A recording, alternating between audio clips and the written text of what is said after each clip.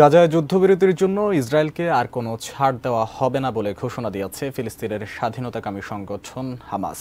বৃহস্পতিবার এক প্রতিবেদনে এই তথ্য জানিয়েছে বার্তা সংস্থা রয়টার্স। সম্প্রতি মিশরের দেওয়া যুদ্ধবিরতি প্রস্তাবে সম্মতি দেওয়ার পর ইসরায়েল তা না মানায় এই ঘোষণা দিল হামাস।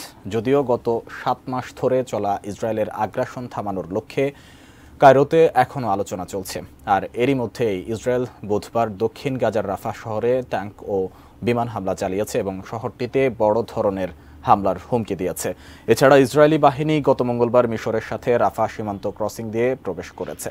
এটি গাজায় সহায়তা সরবরাহ এবং আহত রোগীদের সরিয়ে নেওয়ার জন্য গুরুত্বপূর্ণ একমাত্র পথ। ইসরায়েলেরও সেটিও বন্ধ করে দিয়েছে। এদিকে গাজার আল শিফা হাসপাতালে তৃতীয় গণকবরের সন্ধান পাওয়া গেছে। সেখান থেকে 49 লাশ উদ্ধার করা হয়েছে।